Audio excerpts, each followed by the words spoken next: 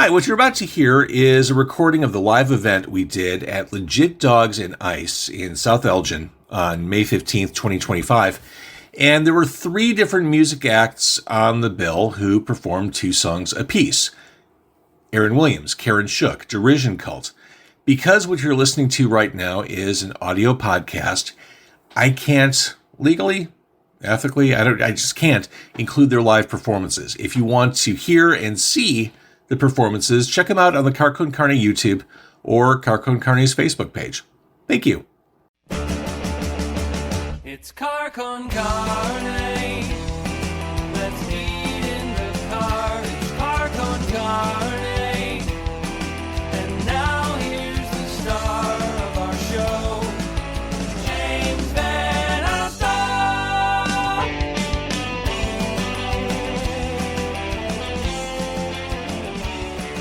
Can we all agree as we begin our journey together tonight that people who stayed home because of tornadoes and storms are pussies?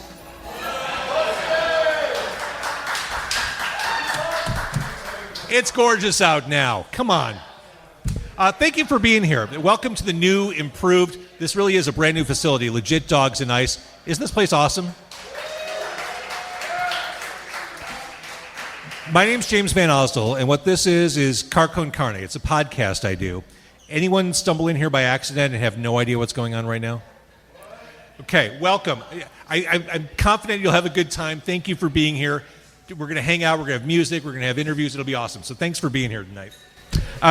We've got performances. We've got live comedy tonight. We've got live music. We've got interviews. We're going to be eating food because the menu here is ridiculous. I hope you don't plan on eating any time between now and Saturday if you're choosing to eat here tonight. Car Con Carne is a Q101 podcast. Anyone still listen to the radio? I worry there will come a time when I ask that question and people will look at me the way I look at my parents when they talk about Johnny Carson, like, okay, sure, it sounds great. But I'm glad you still listen to the radio. This is a Q101 podcast. I started this podcast 11 years ago, never dreaming that one day I'd be able to sit here on stage at a hot dog joint, surrounded by people who didn't pay to be here. Hold on to your dreams. They do come true. So we're here in South Elgin. South Elgin got its name all the way back in 1897. A lot of history. In addition to Legit Dogs and Ice, South Elgin also home to the Fox River Trolley Museum. Also where former NFL wide receiver Jake Kumerow and Chicago Wolves goaltender Cale Morris went to high school. A lot of history here, and it was only 18 years ago that South Elgin was named the 82nd best place to live in America by Money Magazine. So tonight we continue to build on that proud history of South Elgin. Car Con Carne is sponsored by Easy Automation, easy-automation.net. Transform your living space with cutting-edge home automation. Experience seamless control over audio, video, lighting, climate, security, and more. Embrace the future of smart living. It's your home, your rules. Get a quote by visiting easy-automation.net or give Dan a call at 630-730-3728. Car Con Carne also brought to us by Tag Publicity. In a shocking plot twist, the sponsor is actually here tonight, drinking, eating food. Evan J. Thomas from Tag Publicity, come on up and talk to us about your business. Let's see radio do this shit where you put the sponsors on the radio. Do you need copy or can you do this? Okay. Evan J. Thomas from Tag Publicity, proud sponsor of Car Con Carne. What's up, everybody? Can you hear me? Can you hear me? All right, I have to get my glasses to read this since, that's how it goes. We're not getting any younger here. Not at all. All right, so like you said, Evan J. Thomas, I actually run Tag Publicity now. Tag Publicity is a music and event publicity company that is freshly distinctive. Tag Publicity is a full-service entertainment, PR, talent development, branding, digital marketing, social media management, hold on, there's more, project management, distribution, content creators, booking, public relations company headed by me. You can reach out to me anytime for your PR needs at evanjthomaspr@gmail.com. Follow Tag Publicity on Facebook, Instagram, and TikTok. Wow, Thanks, Evan J. Thomas, that's a lot of stuff you offer. Thank you. That is a lot of stuff. Evan J. Thomas, Tag Publicity. So this is a podcast. We're recording this. Everything we're doing right now is being recorded in audio and video. So no misbehaving. We are under his eye. Please keep it cool tonight. Because we're recording this, my goal is to get this out into the universe in a week or so you can enjoy it and tell your friends, yeah, I was there. I braved the tornado and the thunder warnings. We're also kind of winging this tonight. Like, we're kind of making this up as we go along. Could be awesome, could be a shit show. Not knowing which way it'll go is part of the fun, if you ask me. Shit show!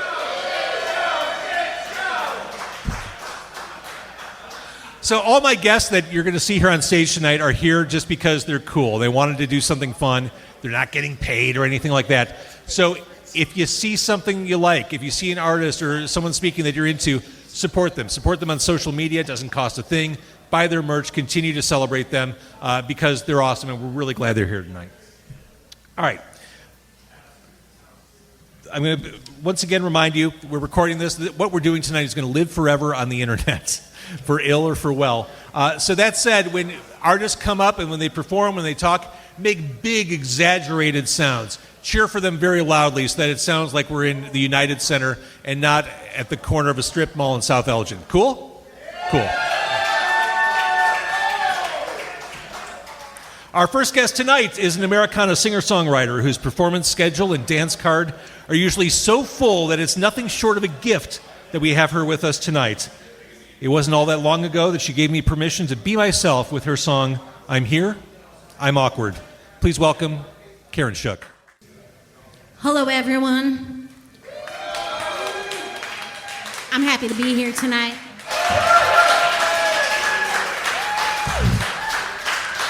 Now, Karen, I don't know if you saw this when I was watching on stage. There might have been some people having conversations, which is totally cool. You're at a bar in a restaurant, people talking a little bit under their breath as you started playing. The second you started belting out that first song, dead hush in the crowd. Like, you brought the crowd to their knees. We're like, oh shit, we're seeing something real here. That was awesome. So because we're awesome at Legit Dogs and Ice, all of our guests get food. All of our guests get too much food, as is the Legit Dogs and Ice way. Let me in, I'm starving. There's more. This weighs more than you. This tray.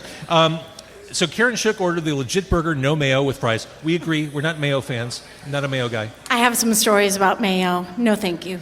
You also got the pork and grind, which is fries and pickle juice, topped with pulled pork, barbecue sauce, chipotle barbecue hot sauce, and slaw. So just dive in. Am I going to eat that with my hands? They have silverware here, right? Isn't there silverware in South Elgin? Plasticware, that's fine. You have utensils in Elgin, right? Okay. That's good, because I almost wore a white collar, and then I thought better of that. Last time we did this, you were actually color coordinated with what we ate. You had avocado, you were wearing a green dress. I try. Look at me in that bun. You're kind of burger colored. So you played two songs. You played Let the Rain from your album. I brought a visual aid. Yeah, I love it. I love a good visual aid. Mood Swings Part 17. We join her mood swings in progress. Let the Rain. I could stay here forever, breathing my truth and feeling good. Stick around. Stay here all night. There's a lot of food. This is going to take at least 20 minutes. And that song, both songs were great. Dopamine is a newish Karen Shook song. Do we agree that second song, Dopamine, was absolutely awesome? Yeah. I choose me, I choose hope. Is this about emerging from A, addiction, B, a shitty relationship? I think they're the same, aren't they? I think so. Addiction probably. and shitty relationships. It's like it's the dopamine loop where we're just like, I'm gonna get a thing. I'm gonna get a thing. You get a thing, and then you need more of the thing. So yeah, all of that. So again, this album, Mood Swings Part 17. You mentioned in the liner notes that you have 10 siblings. 10 siblings. I wish you'd brought them all here to fill out the room a little bit. That would have been lovely. I wish I would have. Most of my siblings live in like other countries, or I shouldn't say most of them in other countries, but there's not many in this area.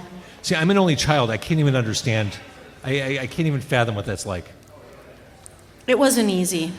So, I can clean a kitchen really fast, though.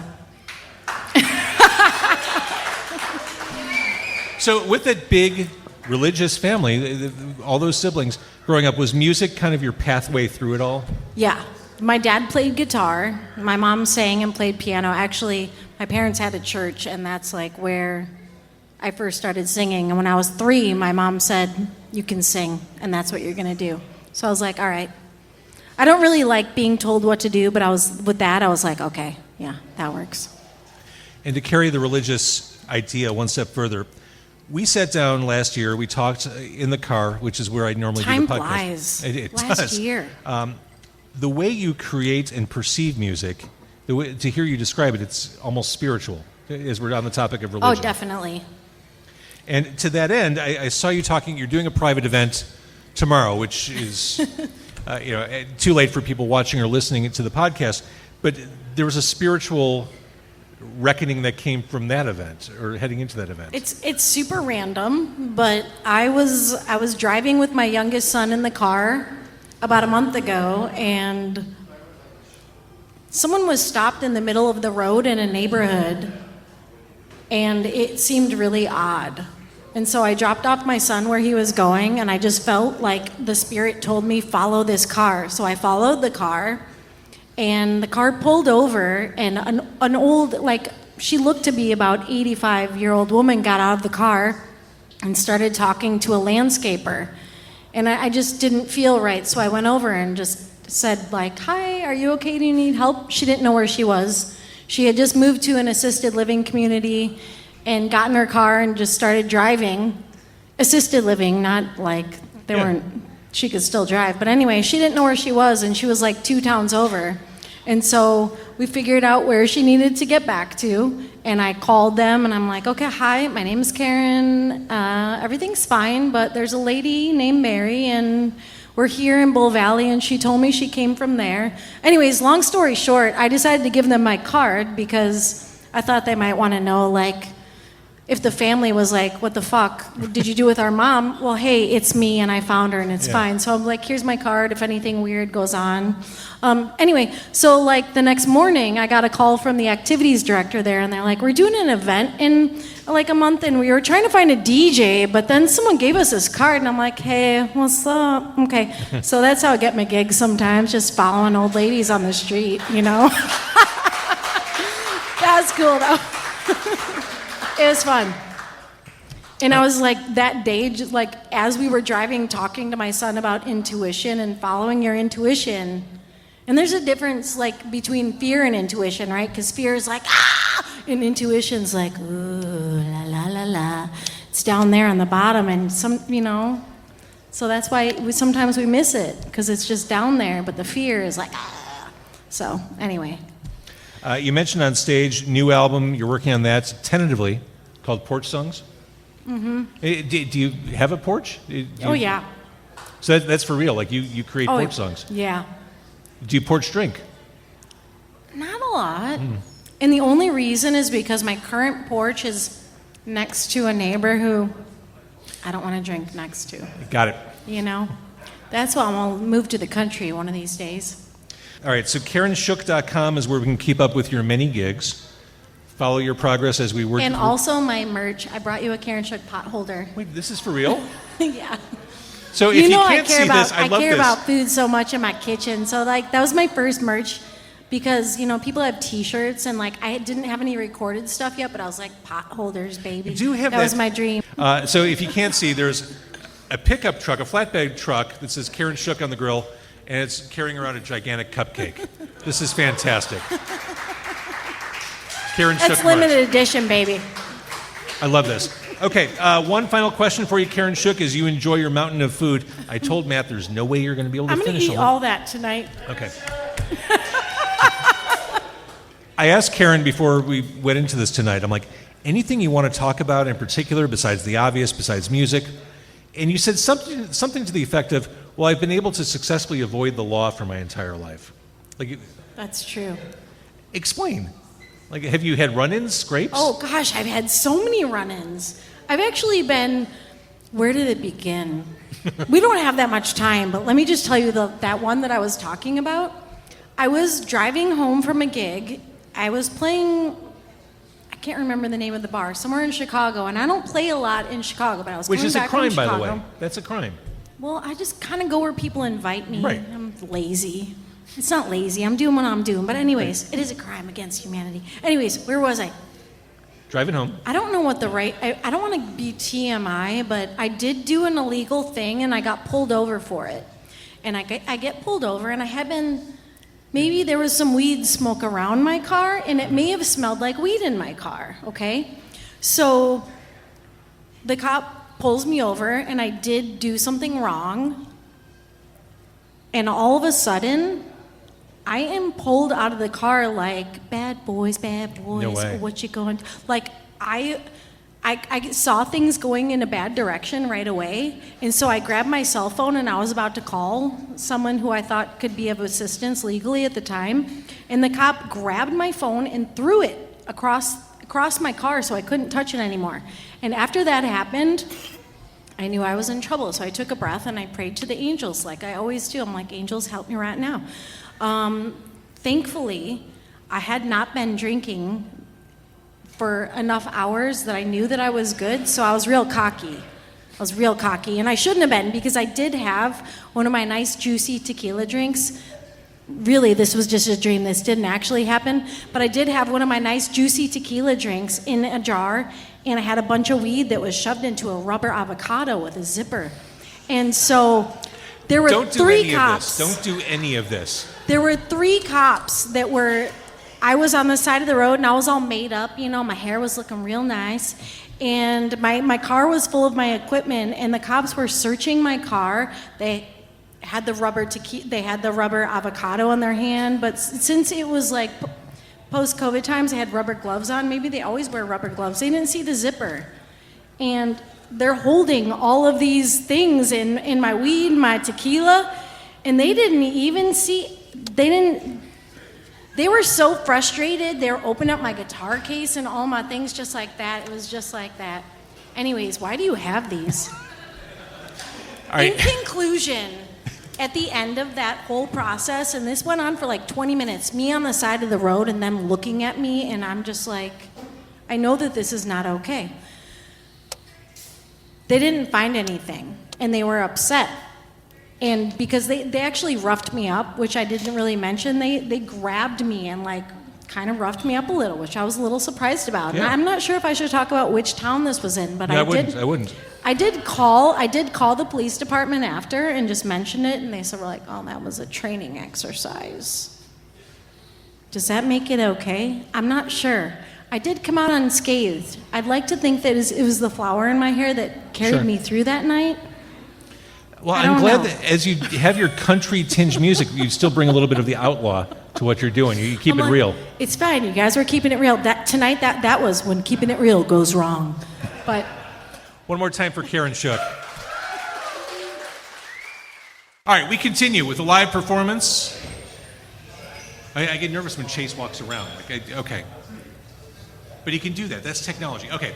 We continue with the man who is an entrepreneur. He's a songwriter. He's a performing and recording artist, producer, and festival promoter. He's also an all-around good guy. Please welcome Aaron Williams. I do want to clarify something that happened earlier on stage before you started playing, Aaron. As Karen Shook was eating her food, I just casually whipped out rubber gloves. Here's the thing. For Legit Dogs and Ice, I want to introduce you to a new best practice. The food here is messy. Your hands are going to stink like onions and ketchup and condiments. But if you bring rubber gloves to eat here at Legit Dogs, when you're done, take off the gloves. No fuss, no muss. This is something I learned from Genius. This is something I learned from Louis Mendocino of Cobra Lounge. This is how he eats buffalo wings. Nice. And All yeah, right. when you're done, it's just you don't need to hose off. It's just okay. The gloves are gone. Karen looked at me like it wasn't natural that I just happened to have these in my pocket. It looked a little sociopathic or psychopathic. Aaron Williams. Forward thinking. As far as food goes, Aaron Williams ordered the Legit Burger with no onions, pickle, or mustard. Are you kind of a straightforward? Yum. This is very good. Look at this. I love a good burger. You don't like too much stuff on your food? I don't like too much stuff like lettuce, tomato, ketchup, mayo, maybe some chipotle. Chipotle sauce. It's my jam. I like a good chipotle. So you have an EP on the way. Mm-hmm. What's the status of that? So I'm recording right now at Rax Track Studio. It's one of my favorite recording studios in the city.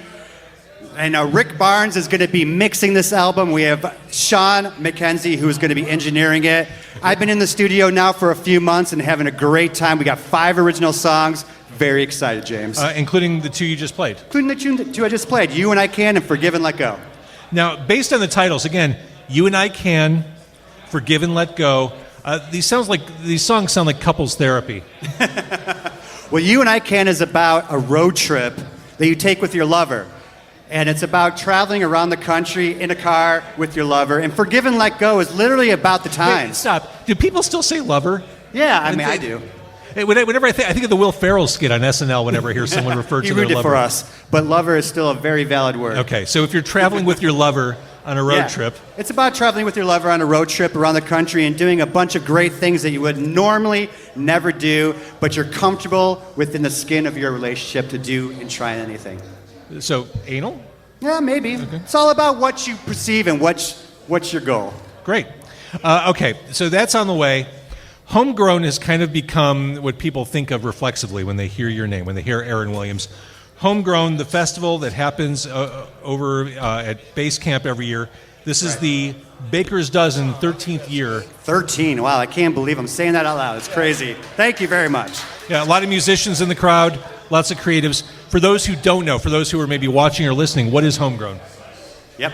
Homegrown Arts and Music Festival, literally an annual festival to elevate the original musicians from our Chicagoland communities. I feel like the Chicagoland music scene is completely oversaturated with cover bands. Not that there's anything wrong with that, but we can't ignore the original musicians that are creating awesome art here in our scenes. And Homegrown is literally a beacon. Yes, thank you very much.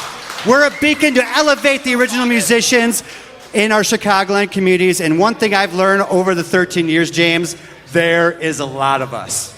There are a lot of you. Now, this happens in Lisle every year, which is out there. Yep. What kind of draw do you get from bands? Is it strictly regional to that area, or do you get people from all over Chicago? We try to keep it local. The whole thing about Homegrown Arts and Music Festival is to try and keep it honed in to like a 100-mile radius of the venue. We want all the people in our community, not just from the city and the suburbs, but from the Fox Valley area, south suburbs, north suburbs, to come and check out all the amazing music that's being made right here at home. Let's go back 13 years. You create Homegrown. Was this something that was born of frustration with the music It absolutely was. I was submitting music to perform outdoor festivals in my local music community and in the city. Just got rejected left and right, James. I took it personally at first. Sure. But come to realize it was original musicians that was getting snubbed from these events. Booking agents have lost faith in original musicians here in the Chicago suburbs. And so have venues. And it is my job to tell them they are wrong. Excellent. So the Baker's Dozen Homegrown, the event is July 26th. You already have your headliner locked. Yeah, we got a great headliner, the Pinot Farina Band. In my opinion, one of the biggest local music bands in the suburbs right now. That band has made an amazing name for themselves by doing live music streams and playing at one of the greatest venues all in the Chicago suburbs. They have original music, and I can't wait for them to do a full set of original music at Homegrown this year.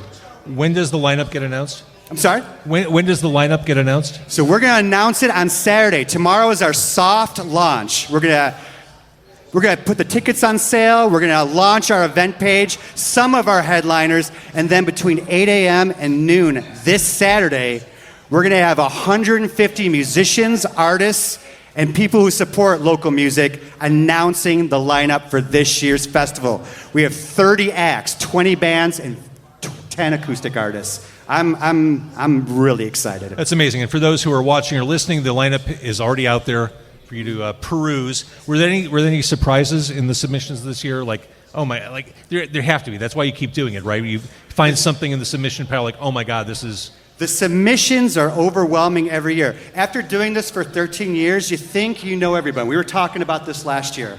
But every single year through the submissions, so many great musicians come through the woodwork. Just like Blue and Jackie Carroll and Angus over here that came here and support me today. Oh. They won the Road to Homegrown at the Crooked Arm earlier this week. Thank you for your support today. We want to elevate original musicians, and we want you all to support. What makes success is support from our community. Support these musicians. It's so easy to do. And if I said this at the beginning of the night, if you're not going to pay to see music, supporting people on social media is so easy to do. It doesn't cost you a thing. Like their music, share their stuff. Just help local music, independent musicians get out there. I love what you're doing, Aaron. Thank you very much, James. Awesome. All right, Homegrown's on the way, EP on the way. Please, another hand for Aaron Williams.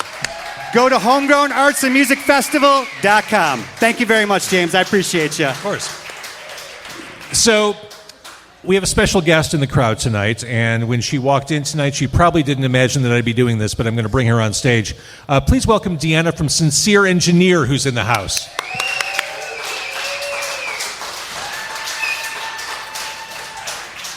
That's the thing about Legit Dogs and Ice. You throw an event and suddenly, my God, Deanna from Sincere Engineers just sitting in the corner enjoying a cold beverage.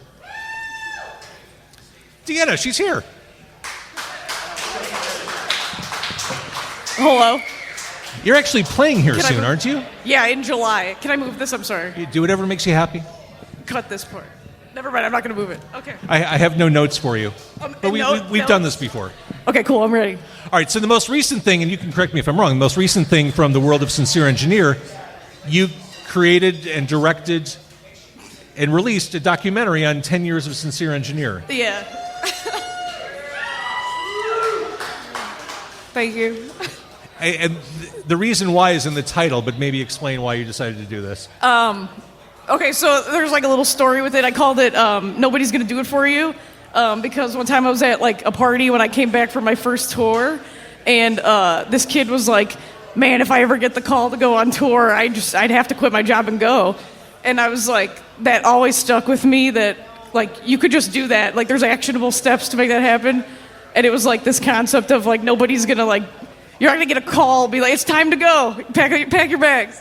So I don't know, that concept always stuck with me, and when it came to making the documentary for like celebrating the 10-year anniversary, I was like, no one's gonna call me and be like, it's time to make your documentary, bring all your stuff. So I was like, I gotta do it myself. And then if you watch it, you'll see that there was actually like a whole village of people that made the band what it is today, and it was like a way to highlight them and let them tell their side of the story, and as a way to thank them and the fans for the last 10 years.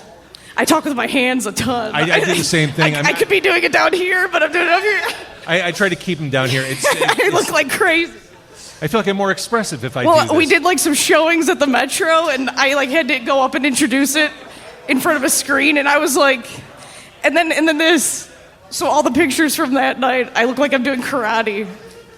So, I mean, looking back on your 10 years as you went through the footage and the interviews, what did you think about? Well, that was another thing. I was like, I'm like so thankful. Like some of my best friends like collected footage from my first show, and like there you were in the Fireside Bowl. I couldn't believe that footage existed. I know it. It's like I'm like so thankful there were people in my life that thought, to take a video of it, to have a memory of it, and like nobody, me or anybody, knew what was gonna like come of it. So that was too. It was just like I collected all this footage for 10 years, and it was like, there's some people that might want to see it. I don't know. That's why I made it for free on YouTube. It's like, it's there if you want it. If not, no big deal. That's such a Midwestern thing. No, it's cool if you're not into it. I get it. It's fine. Sorry I asked you. Totally. But as you look back on 10 years, some musicians get to this point, they're like, oh my God, it feels like it was only yesterday. Others are like, oh my God, I feel like I've been doing this forever. Yeah. Where are you? It depends on the day, for sure. It went by so fast. It's like crazy. And it feels like the past couple of years especially have been nothing but upward trajectory. Like, kind of, you don't have time to put the brakes on things. For sure, yeah. I mean, it feels like, we're not busy, and I'm like, holy shit, what's happening? And then we're really busy, and I'm like, oh my God, I need to sleep.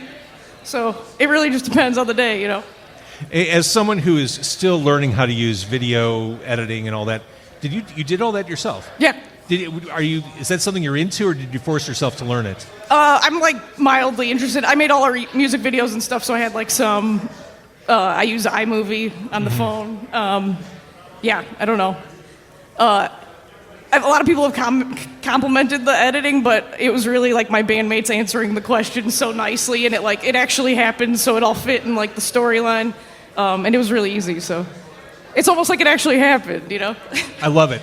All right, so that's on YouTube. You can watch it. It is absolutely free. We're in the middle of 2025. What's the rest of the year look like for Sincere Engineer? We're waiting to hear about like some stuff in the summer. I'm going to Europe solo in October with Kali Masi, local Chicago people also. And I'm like trying to finish up working on the next record, like writing it. So, yeah. I love it. Thumbs up. Just to punctuate her point, Deanna always gives the thumbs up. Hell yeah. We love her. We love her band. Deanna Thank from you all. Sincere Engineer, everybody. Thank you, Legit Dogs. Big fan. Hell yeah. Thank you. No, thank you. She's just here. Deanna from Sincere Engineer.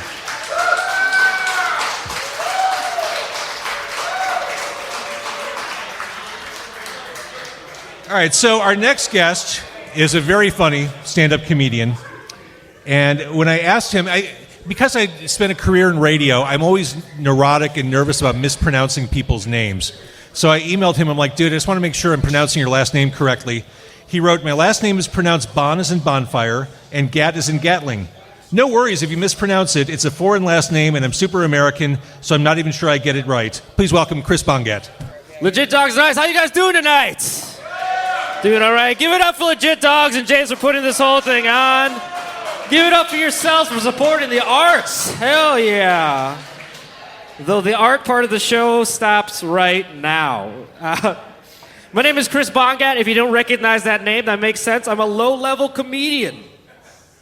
Most of the people that know my name are bill collectors, so that's kind of where I'm at.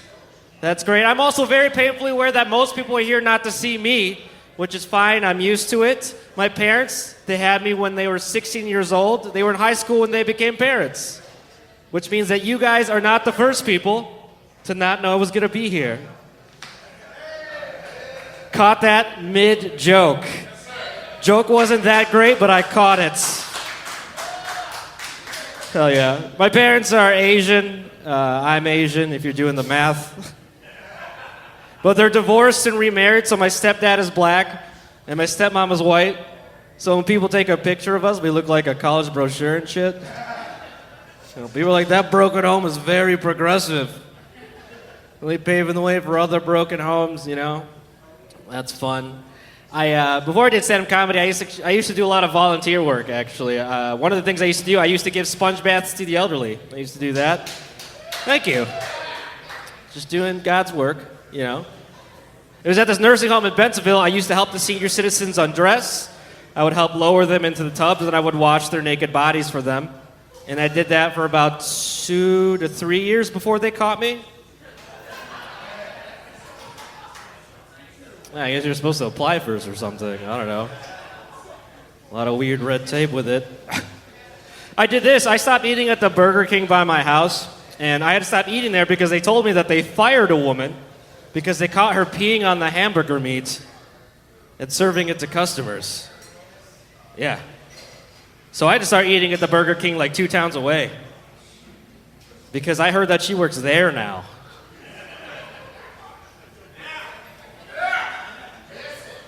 It's hard to meet people is what I'm saying. It's hard to meet people. People make dating a lot harder than it has to be. I don't know. People have weird expectations. For some reason, people really like a bad boy, and I'm the opposite of one of those. You know, I look like what shows like NCIS thinks a hacker looks like. Not getting a whole lot of hacker poon, you know what I'm saying? Still, women will try to flirt with me sometimes for this joke. And they'll be like, Chris, tell me about yourself. Are you a bad boy? Are you dangerous? And I'm like, well, I'm 5'5", so I'm in constant danger. Pretty much all the time. 5'5", it's not super tall. I'm not self-conscious about it, but at the same time, I probably shouldn't get too cocky, like around a hawk. You know? I saw them eyeing me in the parking lot. I was like, I better get inside. You know? I think about animals a lot because I watch Animal Planet like every night because things are going pretty good. You know? It's cool. You get to learn a lot of cool things about animals you didn't know. For example, did you guys know that if you take a starfish and rip off one of its legs, you're an asshole? You didn't know that? That's messed up. That's crazy. I saw this documentary on Netflix, or an Animal Planet, about this guy who injects himself with rattlesnake venom every day. He injects himself with a little bit of rattlesnake venom, just a little bit every day, because he believes eventually he will develop an immunity to rattlesnakes. Yeah, I don't know if it's working, but it seems like he's having fun, so just let him have it, you know? But I hope it does work, because that means this whole time I've been slowly but surely developing an immunity to cocaine snakes. I do just a little bit every day. And if you're nice to me, we could split an 8-ball of snakes.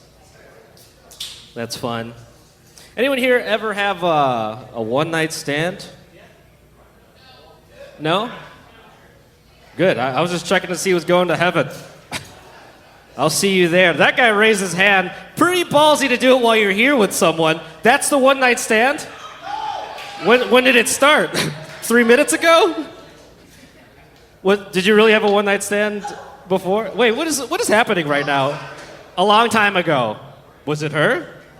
Okay. Sometimes there's like a weird success story in there. And I gotta dig it out. But also, usually I preface that joke by saying, like, if you're in a couple, don't say anything. All right? When fights break out between couples, it ruins the show. That's cool. She seems really cool. I can see why you moved on. That's great. I had a one-night stand with a woman who was on her period, because I'm a grown-ass man. And she tricked me. She tricked me. That was the main reason, honestly. I didn't even know she was on her period till 2 days after the one-night stand. And you're wondering, Chris, how did you not notice during? Well, let me tell you, since I have a microphone. When you first put your hands down there, do it differently than I did it. When you first put your hands down there and you feel something wet, your first thought isn't, oh no, she's on her period. Your first thought is, I'm fucking crushing this right now.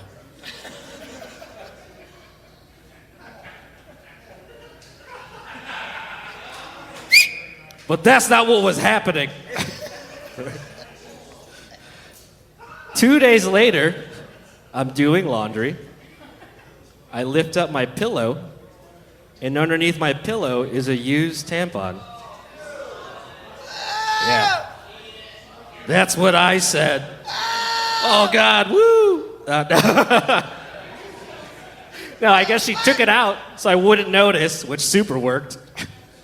And then she put it under my pillow, but she forgot to take it the next day. So I slept with a used tampon under my head for 2 days. You think you have weird dreams? You know? At least I'm just assuming that she meant to take it. Maybe she left it there on purpose. You know, some kind of weird lady magic trick, you know? Like, nothing in my vagina, but check behind your ear.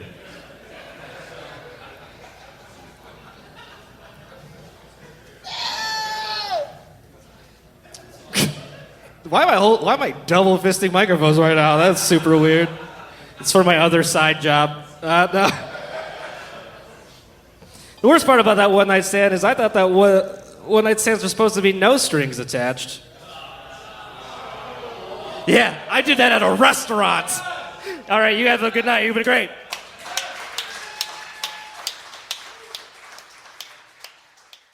I'm really uncomfortable after that. Nice job, Chris. The ending with the tampon tooth fairy story is a really... Unfortunately, that is the only joke that's real. I did used to volunteer at an old folks home, but I played piano. I wasn't allowed to touch them. The wonderful thing about watching you do stand-up, you let things hang there for maybe a half step too long. Oh, yeah. I'll sit in it for a while. Yeah. And everyone has to kind of live with it for a little bit. It's kind of magical what you do there. I learned earlier on that, like, if you say your jokes too fast, sometimes people just don't have the time to get it. So if you sit on it, at the very least, they will awkward laugh at you. And that's where I kind of live. I like that, too. Since we are at Legit Dogs and Ice, Chris Bongat tonight is going to enjoy the Polska, a giant Polish sausage with Polish sweet kraut with carrots, sweet onion, and bacon, 3 pierogi, Hell yeah. That's on top of the Polish. Yeah. It's a pierogi and a hot dog. It's also topped with brown and yellow mustard and more bacon. Nice knowing you, dude.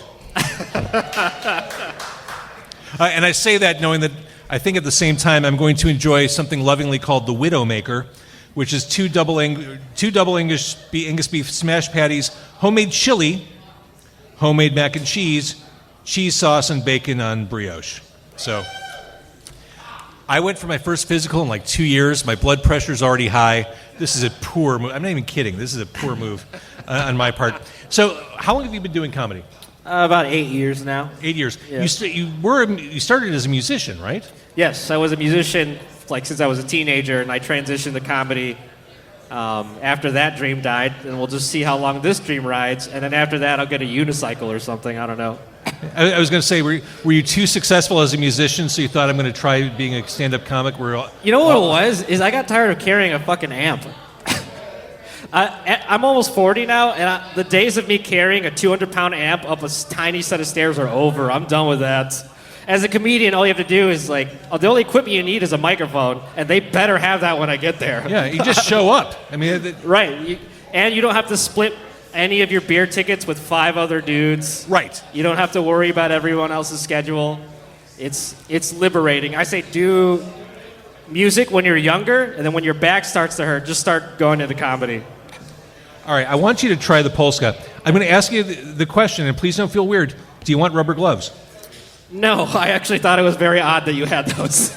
It is, but you're going to get messy. That's okay. Life is messy. There's a fucking tampon on here.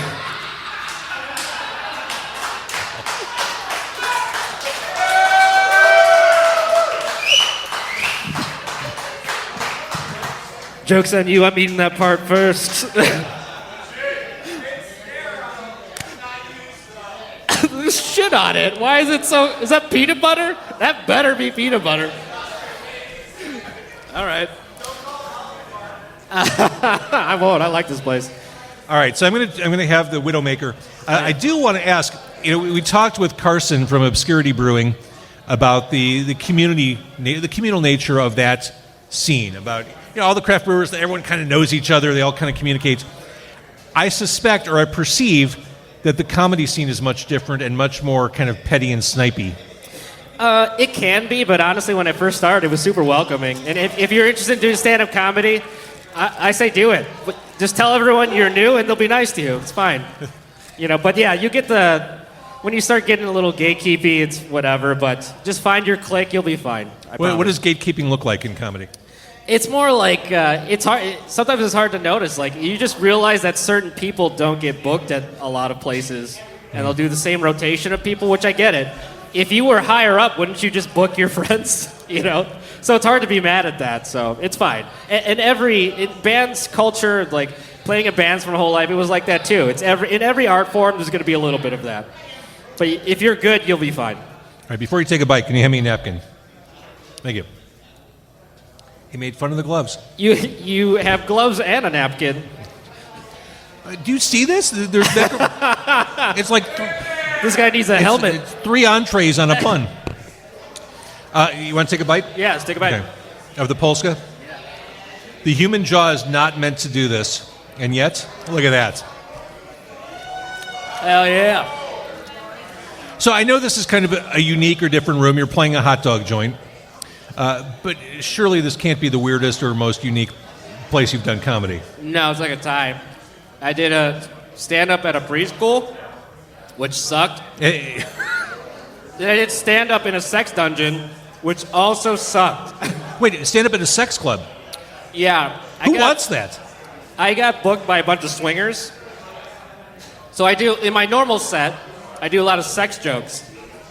And I got approached by like 300 swingers to do their party, which is super weird. But then I got booked at the sex dungeon after that, and then I was just like, I gotta stop doing all this weird stuff. But yeah, they were super nice. There's a huge swinger community in Illinois that's like super secret, I guess. But I'm on their mailing list. Wow, they should have put an upside-down pineapple on top of your Polska. Yes, upside-down pineapple is one of the things they do. Also, if you see a bunch of like older folks with a bunch of wristbands, in like a bar Louie. Those are swingers. I didn't know that. I just walk past those people all the time until I didn't know. We've learned so much from you tonight. Okay, looking ahead, I walked in the door tonight, Chris. Your face is on the door here at Legit Dogs Nice. You'll be back here on stage. Yes. Through some weird scheduling error, I'm also here again next week. So if you see me tonight and then next week, I think you think this is the only thing I do, but I do other stuff. There are worse places to show up on a weekly basis. No, at least the food's good here. So. That's right. All right, so beyond the next show at Legit Dogs Nice, what's left for you for 2025? Honestly, I'm kind of in the middle of coding a video game right now. So, Really? Yeah. I got super into video game coding over the past year. Wait, this is the guy who joked about being typecast as a hacker. Yes, I did make that joke, but I also do code a little bit. Okay. Write what you know. All right. Chris Bongat, everybody. Very funny guy. Thank you.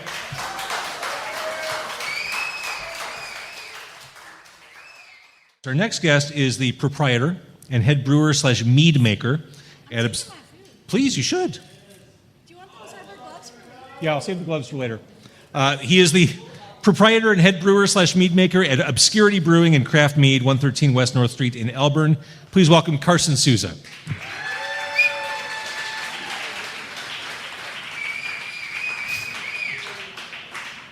What are you drinking? Vanilla Doom. Let's start there. Let's start with the drinks. Let's start with Obscurity Brewing and Craft Mead. Let's start with mead. Does everyone know what mead is? Here's what I know about mead. Here's what I knew about mead before really getting into this. It's what Thor drinks in the Marvel comic books. Like when he and Hercules have arm wrestling matches, they drink mead. That's my baseline understanding of what mead is. What is mead? It's honey, right? It's Honey water. Honey water. Honey wine. Honey wine. We got honey, wine, honey, water, and yeast. And it just ferments and becomes something wonderful? Yeah, once you pitch the yeast, or we call it pitching, add the yeast, that's when the magic starts. So honey is a complex sugar. Once you start adding yeast to it, starts eating all that sugar, creates CO2 and alcohol. When did you discover that you were into mead so much so that you wanted to make it part of your career? Oh, it's a great question. I'm a commercial brewer by start, so 20 years in the game now. Once I have like 6 partners, and one of them was like, "Hey, what do you think about mead?" And I'm like, "That shit sucks." I was like, no joke. Then I started dialing into what makes mead suck and why does it suck. And anyone who drinks mead might know that. I started looking at like what was happening, and there was a lot of like mutations with yeast. So I started to think on a commercial level, like, why is this way? And then I started to think about the fundamentals of what the yeast were doing and why they were doing it. So then I started kind of digging in and understanding why this is going on.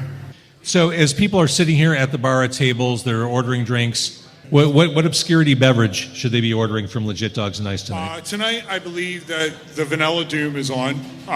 This is my beer. Little fun story about Vanilla Doom. I started another brewery in 2012, and I used to live in Boston, and I created that beer, and it kind of created a big headway. And that's called the Southie Bitch Slap, or Vanilla Bitch Slap. You guys might have heard that beer before. And what Bitch Slap constitutes is like going and drinking all night and fighting in the street. I wouldn't say it's a very positive thing, but at that point that I created this beer that was like a headway, I wanted to create something that was equally as good after I left that brand and started to open Obscurity. And what I did is I created a far superior beer, Vanilla Doom. It's caramel 80 malt, Vienna Red X for all you brewers out there, and a Bravo American hop. And it's blended with our proprietary blend of vanilla that we have directly created for us. So. In Elgin, there is the main, the brew pub, and then you've got the mead hall and cidery. on 21 South Main. That's accurate. Yeah, we have two different locations. We have the Mead Hall, which is on the other side of 47. That's where we produce mead and cider. And then in the brewery, we have world-class barbecue. I mean, a culinary experience like these guys. And also great beer.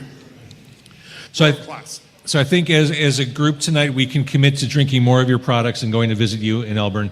Thank you very much for doing that. Carson. Thank you so much. Let's give it up to Legit Dogs.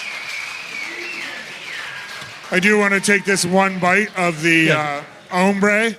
Everyone said that it's fucking dynamite, and I wanted to try it. Do you want rubber gloves? Yeah, no. There it is. That's how it's done.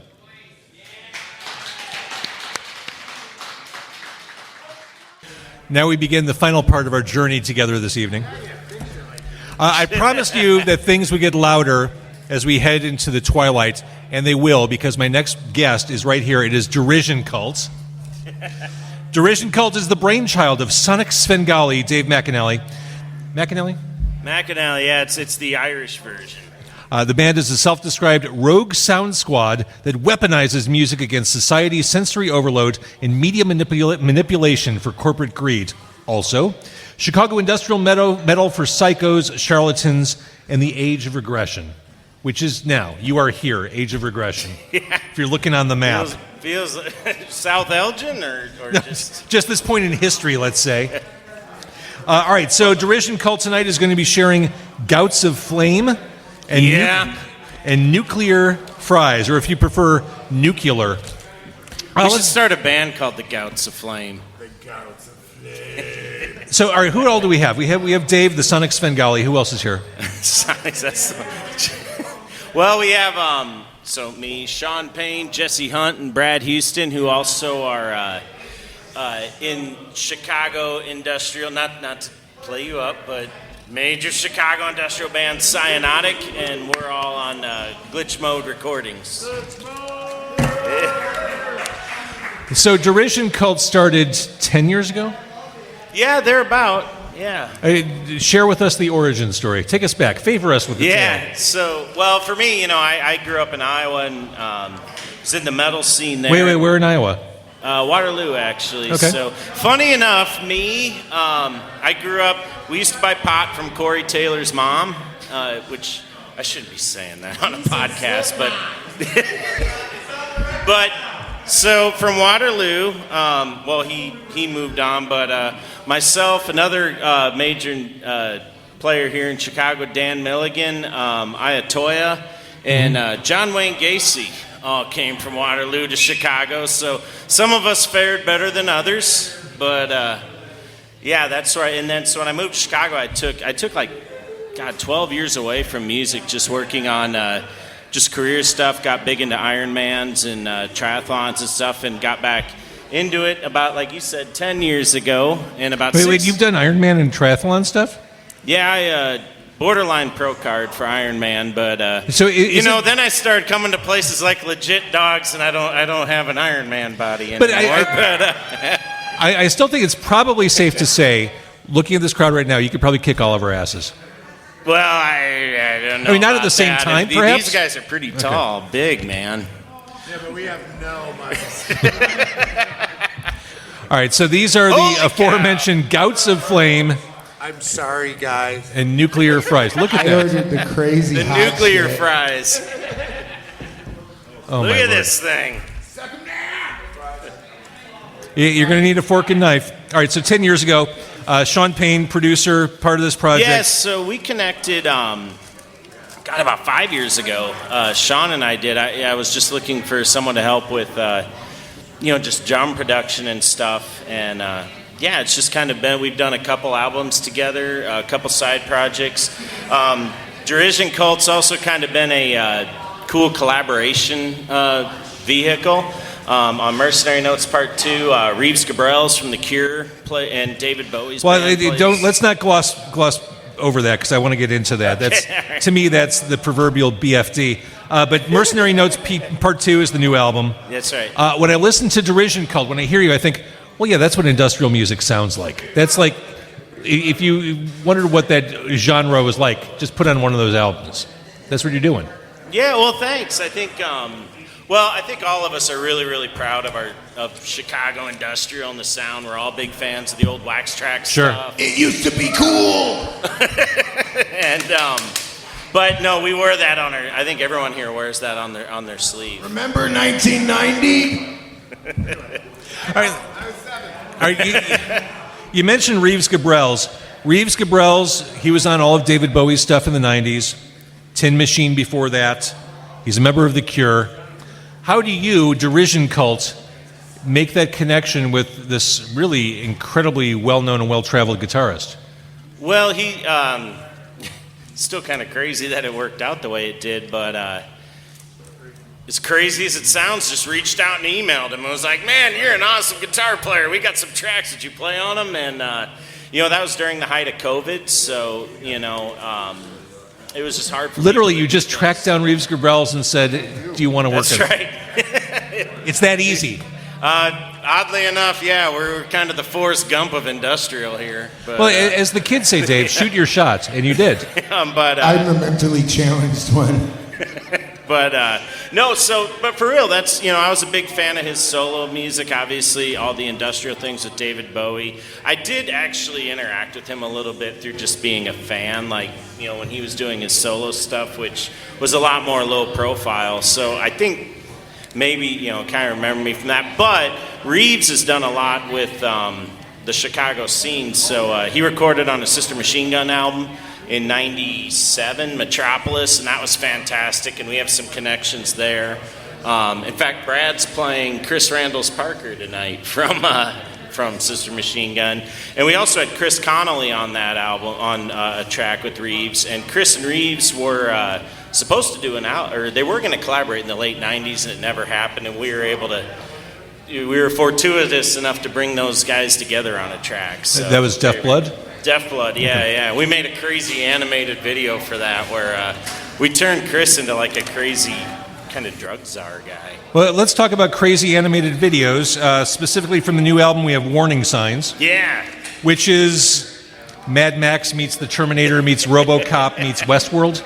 That's right. Yeah, we had a lot of fun making that. It's, making animated videos, it's like 2 seconds at a time. Yeah. Like, we got a little bit here. And it was the whole inspiration started from Bill Paxton had a band in the 80s. And called Martini Ranch, and they made this, and we wanted to make a piss take of that video, so we did. But then we added in all our crazy Mad Max references, and we have the Terminator and RoboCop fall in love, and as you do. As you do. So I've seen the wrath of Living Under the Gun. I've seen the end of What We've Begun. Not to be too fatalistic, but this goes back to this point in time on the map that we're at right now. Yes. Yeah. Yeah, you're not an optimist, perhaps. In that one. Well, the track was about, I spent a lot of years as a kind of ad exec for a big agencies globally, so I spent a lot of time building campaigns to quite legitimately manipulate people and kind of use negative energy to create positives. And there's a saying, enragement equals engagement. And so the first Mercenary album, I had a lot of things I wanted to say about my experiences in that. So that's what fueled a lot of our crazy ChatGPT descriptions there. But I think the things that I saw happening, Warning Signs was kind of a continuation, or hey, there's a lot of things that we need to be watching out for. And the chorus of that. Is it getting real enough for you yet? Guy who could kick my ass. So my brother was a Navy SEAL in Afghanistan and Iraq. Jesus. Okay. And he did 5 deployments there. And a producer who I'm not going to name, but somehow was able to go for a ride along with them when they're busting up a Taliban house in Afghanistan.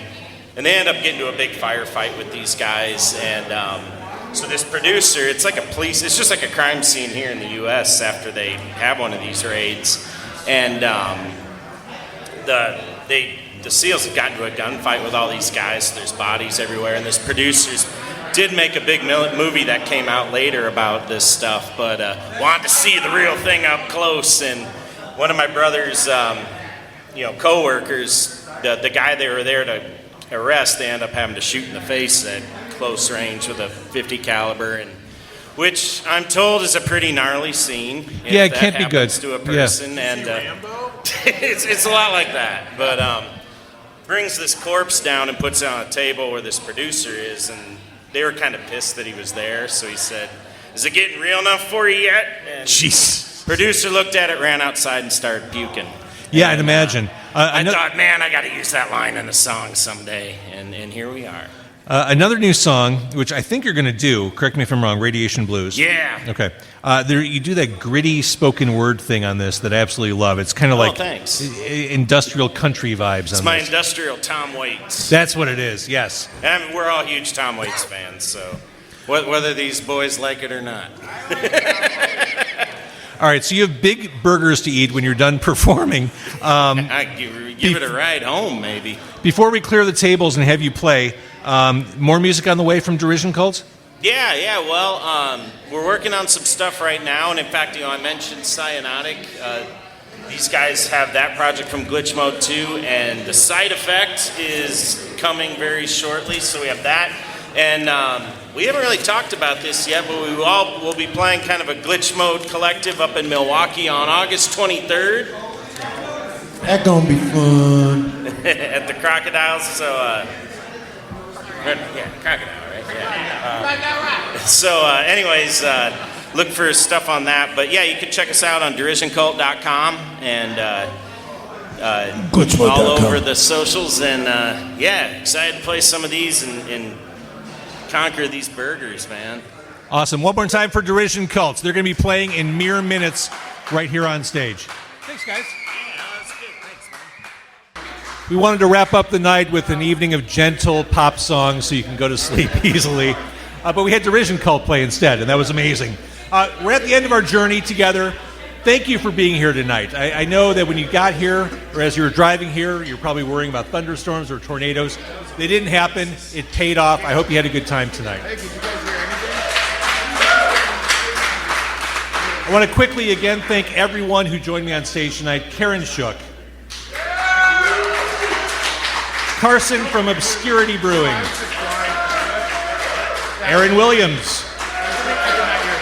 Deanna Bellows from Sincere Engineer. Chris Bongat. And then Derision Cult. So if this were a regular podcast schedule, this would be 6 different episodes. This is all those episodes in one. You got them here tonight in one big session. This will be released in the next week or 2. I try to move quickly on these things, so if you want to relive the memories or let your friends know you fucked up, you missed a great time, you can share the episode then. Quick thanks to Legit Dogs and Ice for the hospitality, for giving us this awesome playroom to eat and listen to music. Matt and Jennifer specifically. Kurt Harrison, Pat Mino, Chris Heileman, Chase, James Cantrell, thanks to them. And thanks again to you. I know it's a school night. I know that Thursday is kind of the new Friday, but still, it's a school night. Thanks for hanging out late tonight. And again, if you liked anything you saw tonight, whether it's a musician or maybe it's Chris's comedy or you like Obscurity Brewing, support them online. Tell people about it. That's how this whole DIY independent scene works. So have another drink, hang out, keep the legit registers ringing. And if you're new to Car Con Carne or if you've been with me for a while, thank you very much. I appreciate you. Have a good night.